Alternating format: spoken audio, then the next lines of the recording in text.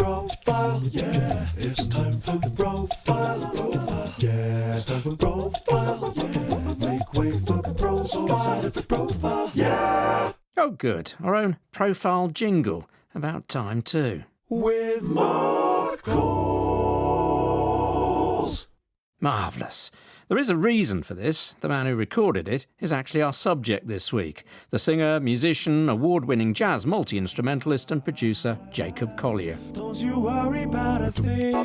Don't you worry about a thing, baby. Just 23 years old, he's gone from teenage YouTuber, posting videos of himself covering Stevie Wonder songs, to a star in his own right. Flintstones, meet the Flintstones. They're a modern Stone Age family.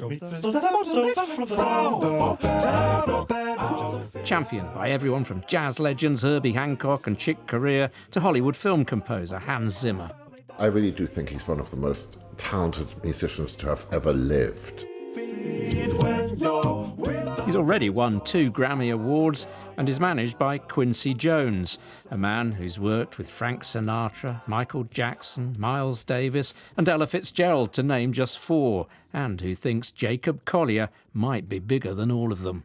Never in my 65 years have I ever seen anybody like this. Write arrangements, vocal arrangements that has a harmonic interpretation like he does. The voicing is as hip as I've ever heard in my life, from any generation. Running onto the stage, Jacob Collier, literally running, purple jacket on. This week, Jacob Collier got to headline and curate his own BBC Prom, thought to be the youngest ever to do so. That was brilliant, absolutely brilliant, and we all became part of it. Best musical performance I've ever seen. Yeah, amazing. I loved it. Really touched me, I think. I can't even speak, it was so good. This is our generation's Mozart, and if you're not listening to him, you're missing out, so pay attention. So we are sitting in Jacob's creative space, the music room. We've got various drums and we've got a beautiful accordion, boxes of shakers and containers with beans. This is where it all began, a downstairs room in his family's North London home. As a baby, it was his playroom. Now it's been transformed into his creative headquarters. Mandolins. Oh, there's obviously 2 Grammys. They've been used as instruments as well. His mother, Susie Collier. I knew from the moment he popped out that there was something extraordinary. Jacob Collier was born on the 2nd of August 1994 in Finchley, North London. He comes from a family of violinists. His grandfather performed with some of the world's best-known orchestras. His mother, now separated from his father, plays and teaches at London's Royal Academy of Music. I'd have him with me the whole time, either in a papoose or he'd be lying on the floor while I taught other people the violin, or when I was practicing, or when we were listening to music. A child prodigy, according to his godmother, Clare Disbury. I used to pick him and my granddaughter up from school. And in the car, Classic FM was playing a piece of music. And he said, I think that's in C minor. I think he was about 6.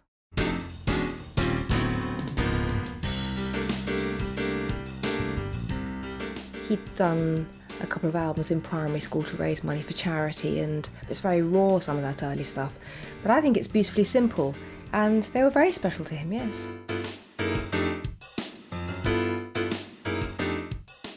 How old would he have been when he was making his albums? 7 or something. At 10, he starred in a major film, playing Tiny Tim in Arthur Allen Seidelman's 2004 movie adaptation of A Christmas Carol. And where's our Tiny Tim? I'm here, Dad.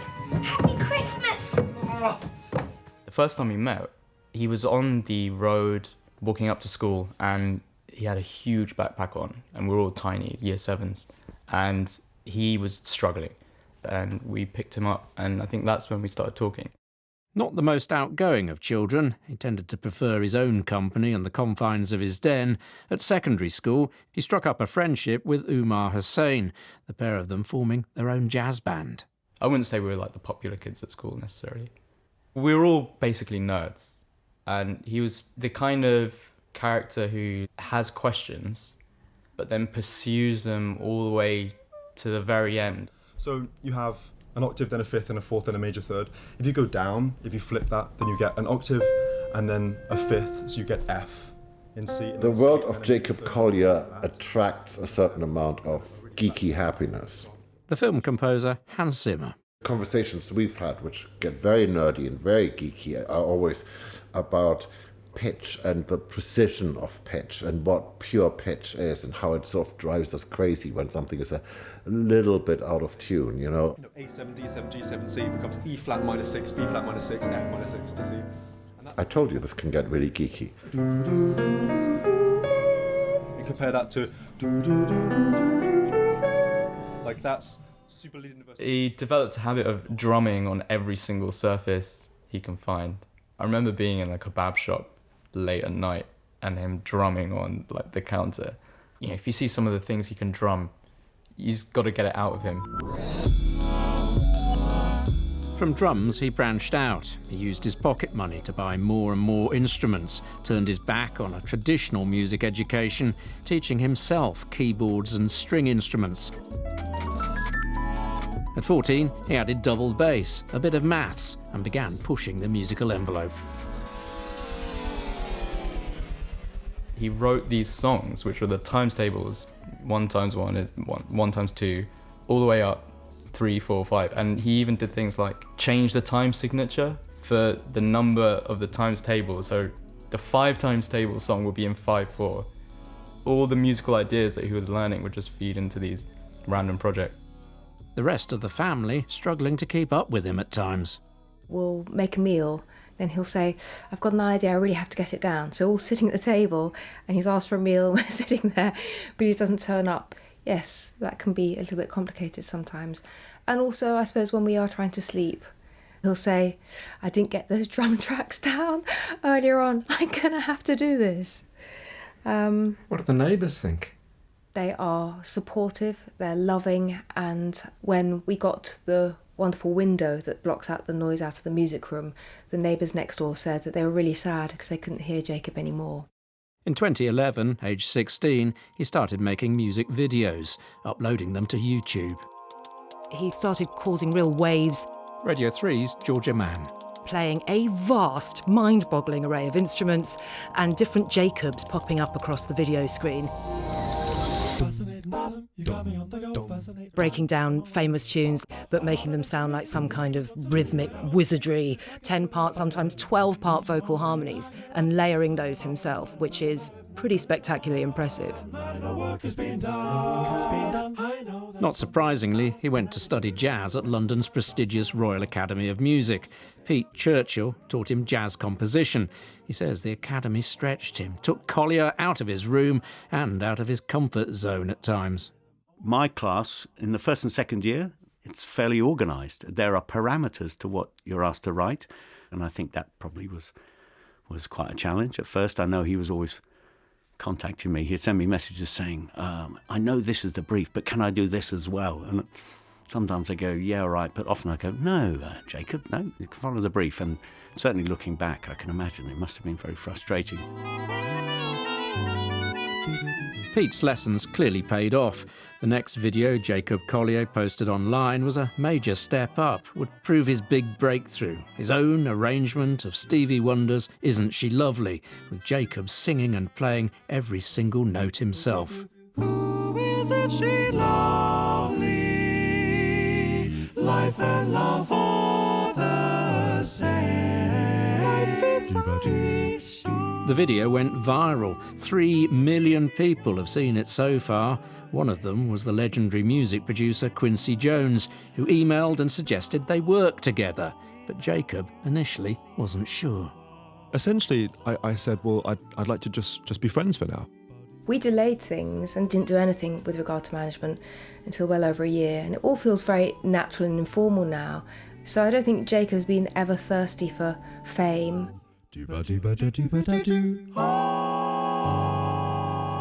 When it came to making his debut album, Quincy Jones offered to produce it and was turned down. Jacob Collier determined to do it all himself, on his own, in his room, at home. I'll do my crying and I'll do my sighing. That first album I was always going to do completely on my own. I felt that I had a world of understanding music that I wanted to stay faithful to, you know, and that's the world that existed within that little room in North London where I still create music today.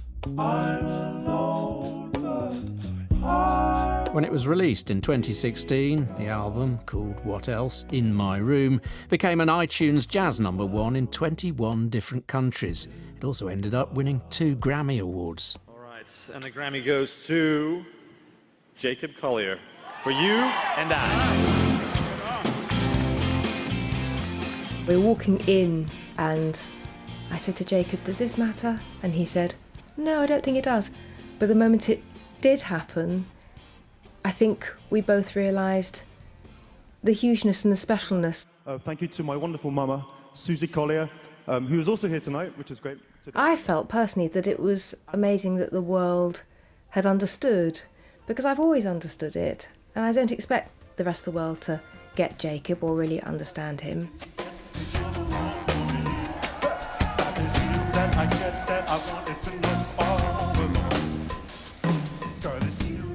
The Grammys are nice. I think the BBC Prom is the big thing. The other part of him being a great musician and him being able to listen really well is he knows how to listen to his audience. He makes a pact right from the moment he gets onto the stage that this is going to be, you know, a joint venture between the audience and him, you know, and the audience brings out the best in him, and of course he brings out the best in the audience as well. His music's not everybody's cup of tea. He's been accused by some of being pretentious and cutesy. Others feel it's a little too polished at times, not spontaneous enough. Radio 3's Georgia Mann. Well, there's a lot of veneer in his music. It is very clever and quite, if you like, self-consciously clever in that sense. So sometimes I do feel like I'd like it to sound a little less produced, but then you've got to remember he is a producer. His former jazz composition teacher, Pete Churchill. I would put him in that category of the maverick, you know, who will be one of those musical gadflies who hop around stealing shamelessly from any culture, any style, and it all reconciles beautifully within their musical personality. So, a Prom this week at just 23 years old. For many, this would be the pinnacle of a career, but Georgia Mann thinks there's plenty more to come. He wants to do more collaborations, and he is a big collaborator, and that's what his Prom was all about. You know, he was working with 6 other musicians there. So I see him working a lot more with bigger name artists who are going to want to borrow some of that brand new stardust that he has. How important is a Prom? How significant do you think it is for him? It's enormous, and I think we both understand the bigness of all this. He does realise that.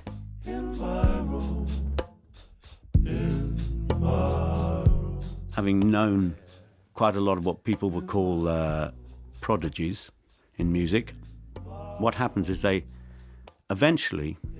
become an adult and then they're in the same boat as everybody else and they're not a prodigy anymore. They have to make a living. So I would say that the most important thing is to make that transition, because there are a lot of people now who are in their 70s, you know, playing jazz, who are 15-year-old prodigies, but you don't know that now.